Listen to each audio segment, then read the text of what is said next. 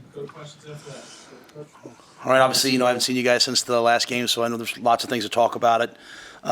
First, just like to thank all the 20 young men that decided to sign with us today, thank their families, thank their high school coaches, thank all the people that have mentored them and believe in us and want them to come here. I know you guys probably have 19, really fired up on the way down here. Jeremiah Jones signed with us, so, fought off some last-minute recruiting, but that's what happens when you're recruiting the best players in the country, and Jeremiah is one of them, so we're fired up that he joined us. But to all the recruits, to all their families, again, thank you. We don't take that responsibility lightly.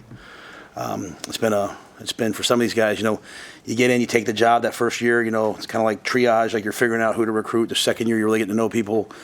This is, our first class with 2 years, and really getting to know a lot of these guys. I can't thank the coaches enough, our recruiting staff, athletic staff, all the people in the community, people on campus, all the player hosts. I mean, it's a lot of visits, it's a lot of subtle and big thank yous. So very, very grateful for them for all the work that they've done. Before I move forward, I just want to say one thing about the Iowa game, and obviously our players didn't shake hands before the game, captains. I didn't know that even after the game. I found out about it, afterwards. And that's not what we want to do. That's not the way to handle it. I do want to say, we showed up at the game, and really for 12 years now, we show up to an away game. We always kind of go to the 50-yard line. Some guys, will say a prayer for safety. Some guys will just break it down. We've never really had any problems. We had a problem last year at Colorado for a few minutes. We had a problem this year at USC, but for the most part, we kind of go and do it. Iowa didn't want us to do it before the game. They told us we had to go to the end zone. When we came out to walk to the end zone, there were 7 armed state troopers standing on the logo. And I think our players felt some type of way about police in pregame. And, they felt that. It wasn't maybe channeled the right way. But I do, we've got great guys. We've got great leadership. Not the right decision, not what we wanted. But I think when you watch that game, credit to both teams, between the lines, no unsportsmanlike fouls, no trash talking, no taunting, and watching college football, even after the game, I think both teams handled themselves in a way that a lot of games didn't. So we'll grow from that, we'll learn from that. But I know a lot of people have asked me about it. I do want to make sure everyone understands kind of the whys, why our guys maybe felt that way. But again, we'll be better, and we'll make sure our guys understand that we'll always shake everyone's hand before we play them and after, regardless of the score. And that really brings me to our team, and I'm proud of this team, and I'm fired up that these young men want to join this team because there's some really great players in this signing class. But I know we're at a time right now where everyone's kind of looking around saying, hey, what's going to happen next? Nowadays in college football after season, there's a lot of change, and it's the new normal, and everyone better get really comfortable with this because this is how it's going to be. But I do want to thank the guys who were on the team last year, whether they've gone into the portal or they're at practice, tomorrow morning. I want to thank them because this has been hard. This has been a hard 2 years, and they've battled and they've fought. And I want them to be proud of the fact that, I don't know the last time, we beat a team that finished the season ranked, but we did that this year at Colorado, and that was a big moment for us. That's the trophy for beating Wisconsin's upstairs, and it doesn't say Nebraska on it till this year for 12 years. I mean, that's staggering when you walk by it. And we're not going to apologize for being the first team to beat Wisconsin. We're not going to apologize for getting to a bowl. And so you might have heard me say it earlier, but, on a journey like this, there's no other program in the Power 5 that had a longer streak of not going to a bowl game. And so it's hard to do what they did. It's hard to do what Giff and Ty and Nash and all those guys did. And so I don't want them to forget that. I don't want them to, we don't want to be 6-6. We want to have a better record. We want to win those close games, all those things. But I don't want them to forget what they did, because what they did was hard. And sometimes we have a tendency to overlook that. So being in bowl practice right now is exactly what this team needs, exactly what we need moving forward. I saw guys yesterday I saw guys practice and look like I haven't seen them look all year, and that was really good. Obviously, staff-wise, we have some things going on right now. Tony White, I can't thank him enough for his 2 years. I thought he did a good job. Tony came to me on Sunday and just said, hey, for some family reasons, wanted to get his family back home to Florida. Obviously I was disappointed. I liked coaching with Tony. I liked being around him. I thought he had a great affect. But, he's got to go do what he's got to do. And as I told the team, I've had 2 defensive coordinators in 12 years as a head coach. Both guys, while they were with me, were Broyles Award finalists. The next defensive coordinator will be a great defensive coordinator. We will play defense. I was ecstatic when Dana decided to stick around. He decided that he saw enough here in his time here to know that over the course of 4 weeks that we can get this thing offensively to where we want to get it to. And so we'll find the right defensive coordinator. I know there's a lot of angst from our guys right now about, hey, what's it going to be? The defense isn't going to change, but the offense is going to be better. And we have some assistant coaches. People have asked me about Terrence and Garrett. They're both with us. They both have some opportunities, and that's this time of year. And whereas a lot of staffs hide it, I've told every recruit, hey, this is out there, and this could happen because I don't want to lie to kids. I'm not going to lie to players. So in the coming days, we'll see where they end up. If it's here, great. But I'll be straight up with you. I think that some of those guys they might take some other opportunities. And when you're a coach and you have a bunch of players coaching former players of yours coaching for you, to me there comes a time when for them it's time for them to kind of go spread their wings. They played for me. They want to go coach somewhere else and be under someone else's guidance. And when I see Syracuse, I see Fran Brown, the head coach. He had the same conversation with me at some point. So I'm grateful for them if they're here, not here. We've hired Coach Shorts to come in and coach the receivers even before this.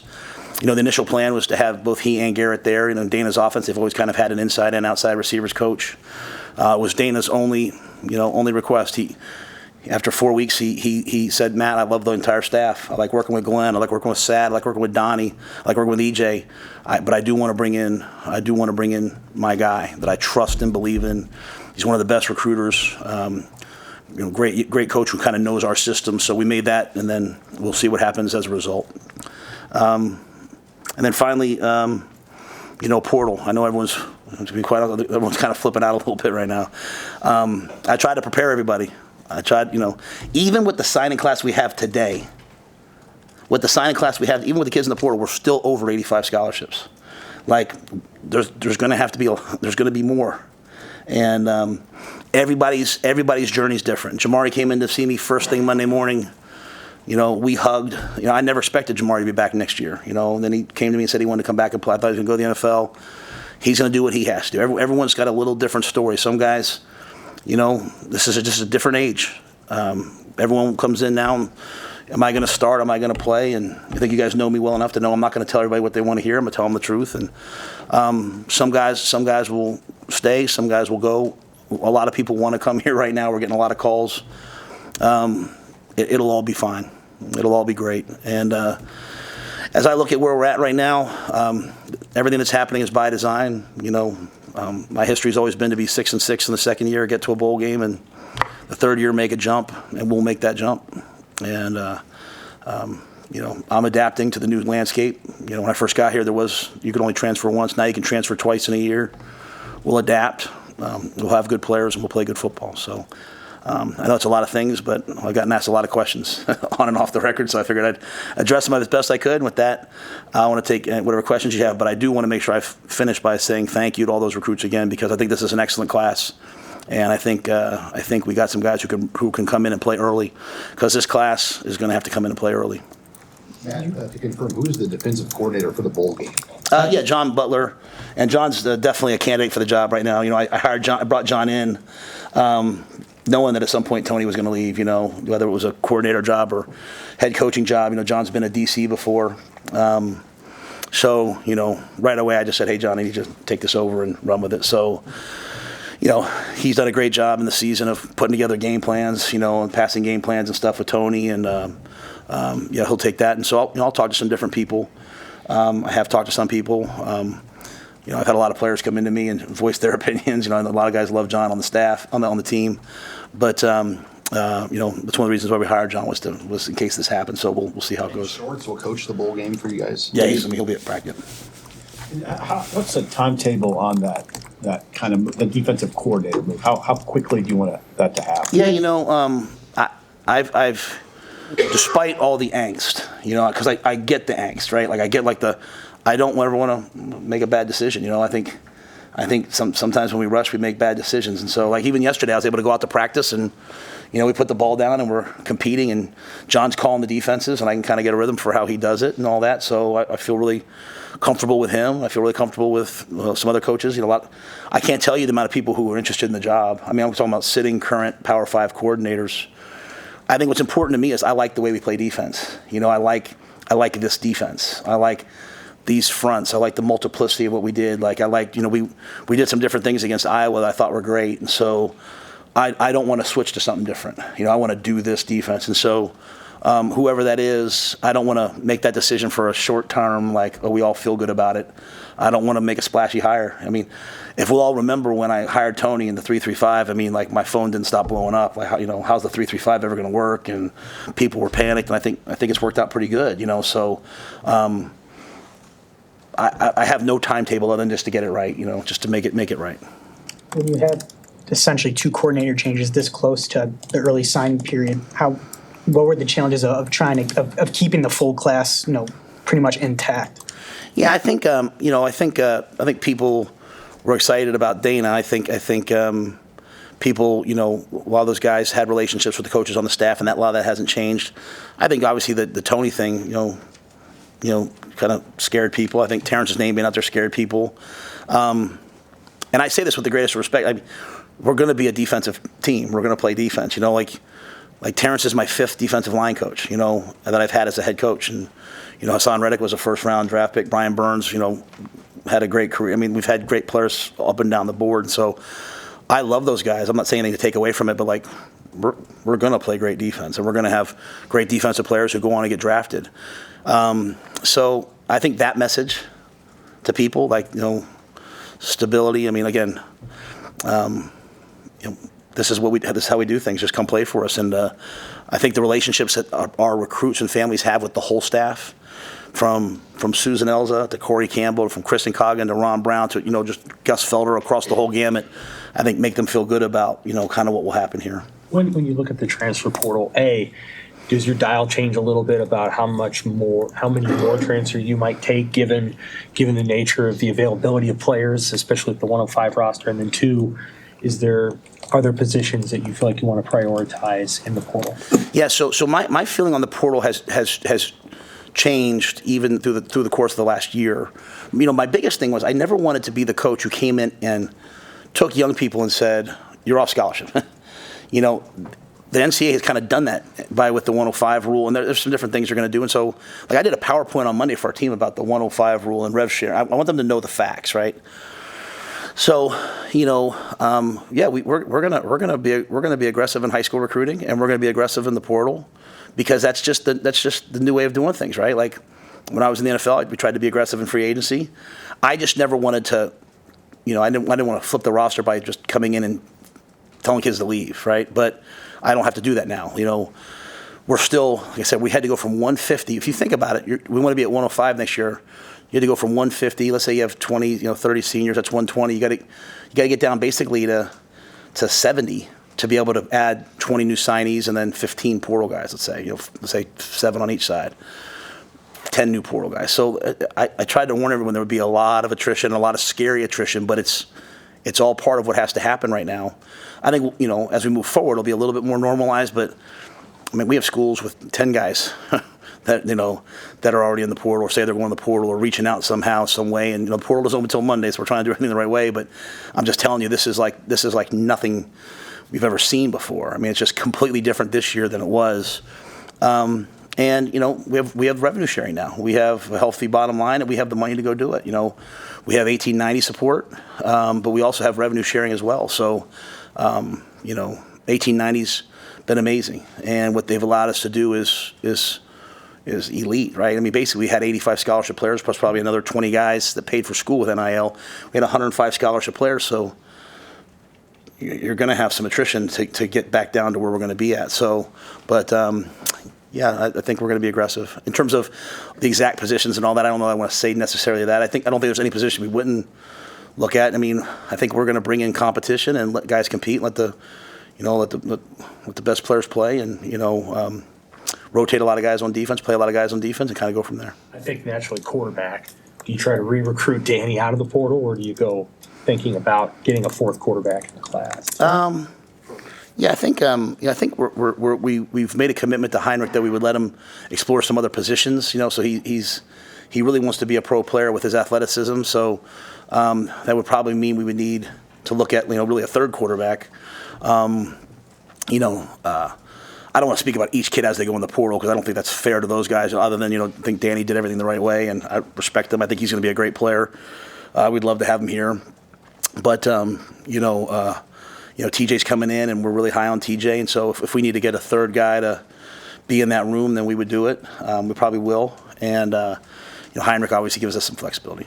Does the 105 rule change the profile of how you recruit at all? I mean, does there have to be some urgent? I know you want to develop guys, but does there have to be more urgency with like underclassmen guys with a smaller roster?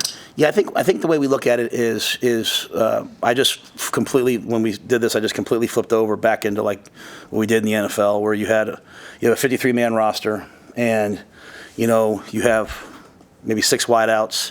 Maybe you have 9 O-linemen, and these are the guys you play with, right?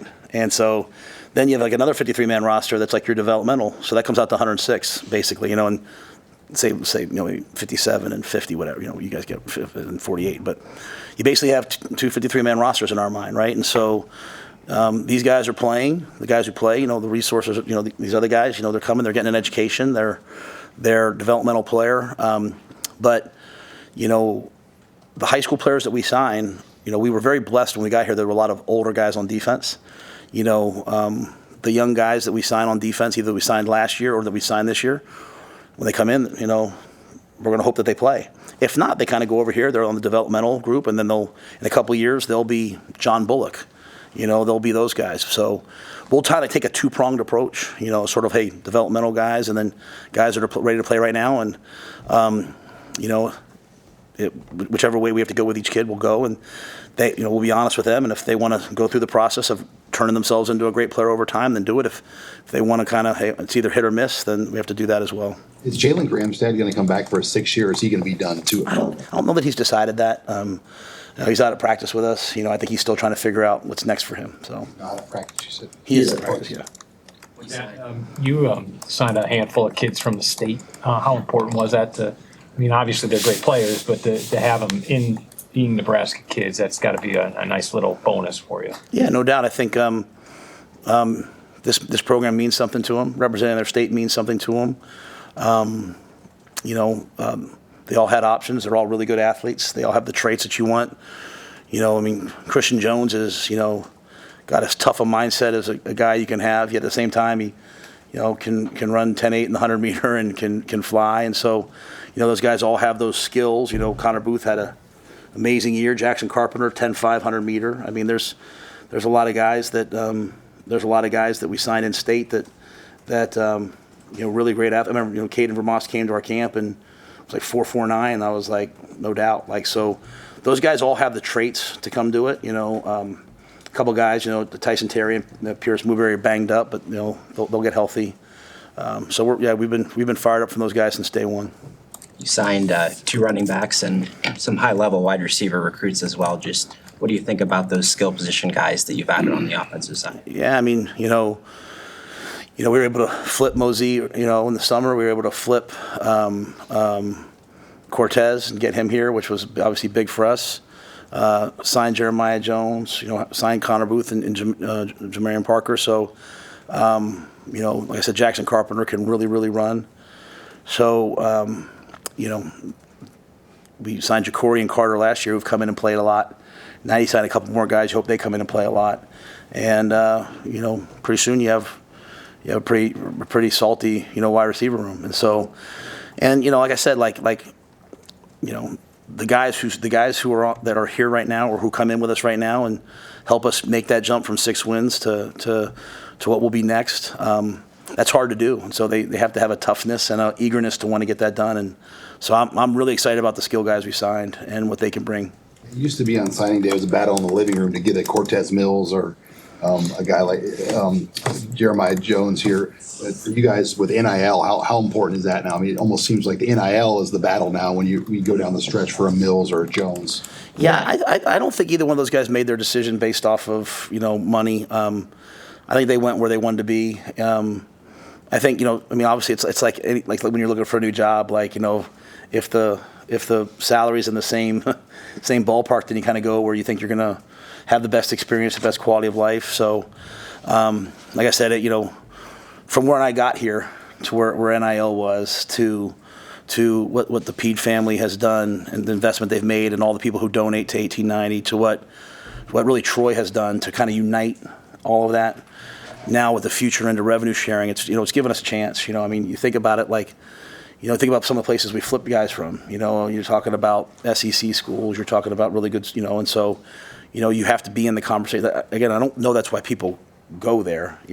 Especially in high school, I think they want a certain place, they like certain people, but you have to be in the same ballpark, right, to have a chance. And so this has allowed us to be in a lot more conversations than we've been in before. And that's kind of what I said about the portal, right? Right now, like we're able to be in different conversations now with the revenue sharing and the commitment that both the university is making and 1890 is making. How does revenue sharing, do you have players who ask about NIL, or do they also ask about revenue sharing? And how do you decide who's going to make what? Or have you even begun that process of determining that?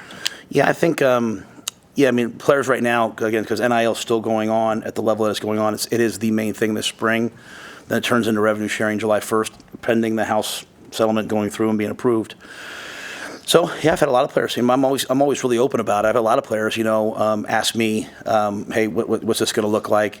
And I've told players, hey, your best leverage is at this time, right? If right now, if you're the starter, you should say, hey, I want this. If you're not sure where you stand, you might want to wait till after the spring and kind of cement yourself and say, to me, you look at the NFL model, right? The left tackle makes more than the tight end, and so no one's gonna be the same, right? Really, if you look at the NFL, this right guard and this left guard do the same job, but this one makes $6 million, this one makes $600,000, and so it's going to be a challenge on every roster across the country, but what players have is they have unlimited free agency right now. So if a kid leaves here and everyone says, well, why would they leave? The answer, it might be a lot of different answers, but one of them could be they got offered a lot of money to leave, and so it's not like there's contracts. In the NFL, there were contracts, you could look at them, and this is all just kind of, it's just different, right? So it also gives us a lot of flexibility to go out and get good players. But yeah, everyone's kind of asking hey, what's this mean? And I think it just kind of all slotted you're an all-conference receiver, you're probably going to make this. You're a backup receiver, you're probably going to make this. And then, as you're in the program, you'll probably get taken care of more and more and more. Sounded like you felt good about the fit with Dana real early on. When do you think he felt it was right to keep going with this? And how excited are you, I guess, about what he can do now with a runway into a season and everything? Yeah, I don't know when he felt it. I know he was having fun. I remember after the Wisconsin game telling me it's the most fun I've had in a while, and obviously Iowa was kind of almost shocking how it ended. But I think Sip asked me after the game, we had almost 400 yards against a really good defense. We weren't able to quite get in the end zone and all that. But I think he's going to take it to a whole other level. I think we're going to, just from everything that I've seen, from the way we're doing things at practice to the way he's approaching it, I think he's going to go here. And I've got great young talent for him. And like I said, we have the ability to go into the portal and add players as well. So, I think his offense is one that guys are going to flourish in. You said everybody's kind of got to get comfortable with the new normal. Are you comfortable with the new normal? Well, yeah, it doesn't mean I necessarily like it, right? But I also didn't like I really hated going from 150 to. I mean, I've had kids come in my office saying like in the last couple of days and like hug me and be like, "Hey, I know there's no spot for me here, coach. Is there anywhere you can?" I've had parents text me and say, "Coach, my son's a walk-on. We don't have any connections. Can you help us with anything?" And we got Sean Patton in there making tapes for kids. I hate that. I hate that. I told the players regarding Tony, but also them. I just when they make a decision, whether it's to stay, to leave, whatever they decide, I hope that they make the right decision for them based on the right reasons and the right information, and I hope they do it the right way. It's like I made a decision to come here. I made a decision to leave Temple. We all make different decisions, and I just want them to make the best decision with the best information. It's unique in that we're talking to players about, hey, why weren't you at study hall yesterday? And School B could be talking to them about, hey, if you come here, we're going to start. We're going to give you this. So but at the same time, we have the ability to do that too. So so am I comfortable with it? I'm going to flourish in it. To me, the way you're successful is you come in, you figure out what it is. I talk to a lot of other head coaches, and I think everyone's trying to figure out, the new rules and how it's all going to be done. And at least at some point there'll be some contracts, with revenue sharing, which will be nice. But I'm comfortable. Like I said before, I believe everything that's happened. And like my son's walking around everything is exactly what was supposed to happen. I tried to tell everybody what was going to happen.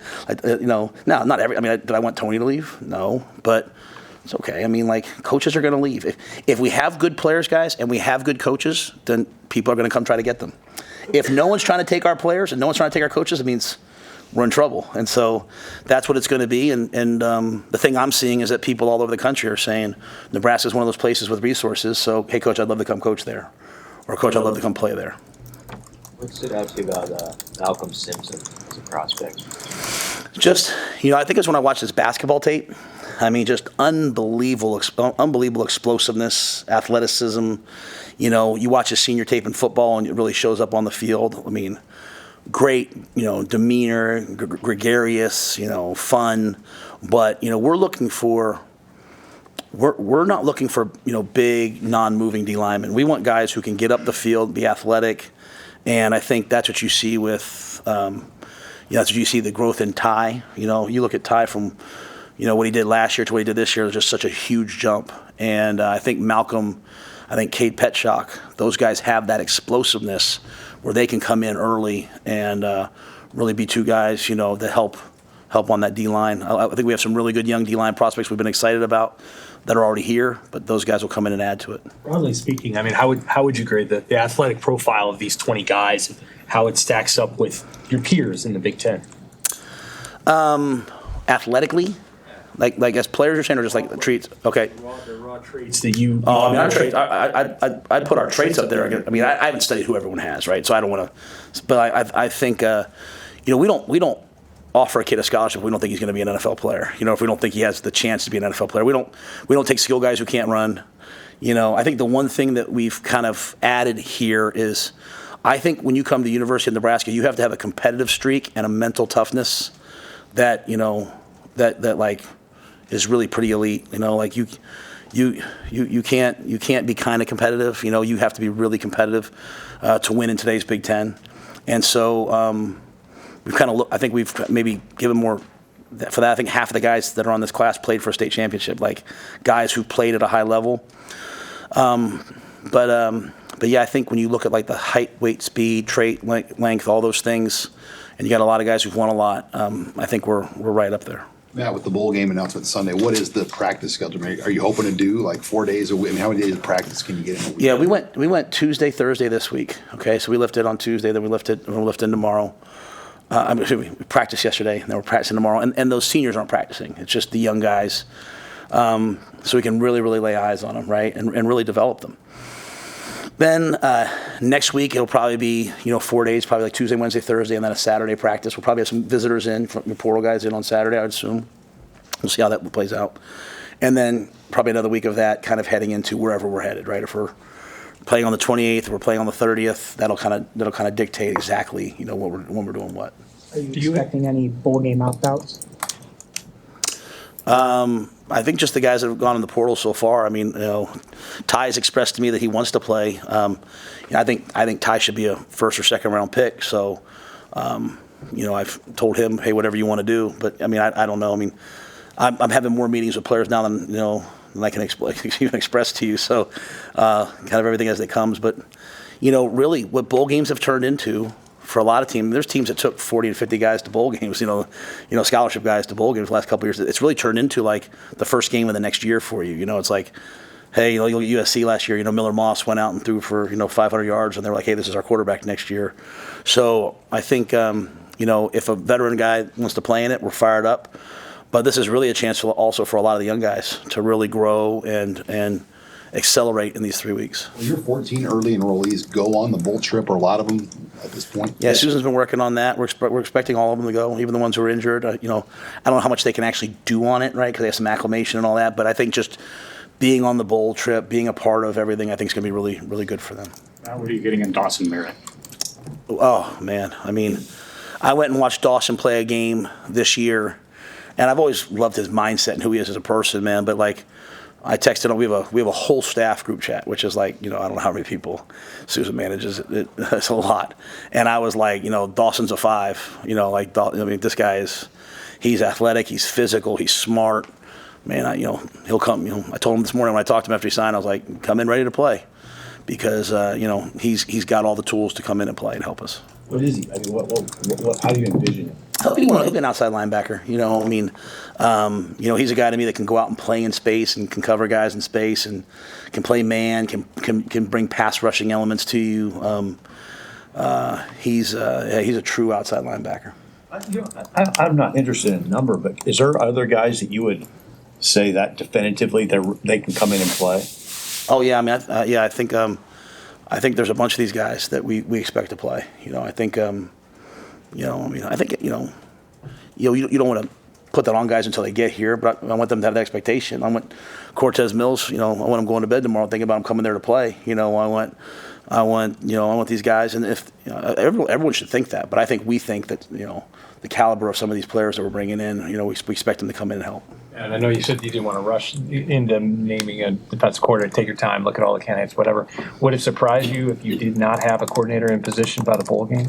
I don't know that, honestly. I just mean I have no timetable, and I'm dealing with a lot of things right now. I'm trying to handle multiple things. So, I think, the advice I give to the players sometimes is just hurry up and wait. Don't rush into stuff. And for me, it's I'm just going to wait this thing out. The most important thing to me right now, honestly, is the roster. The guys were, we were just these signees, and then the other guys that we're going to bring in. We're going to bring in some other guys, and I think that's the most important part to me.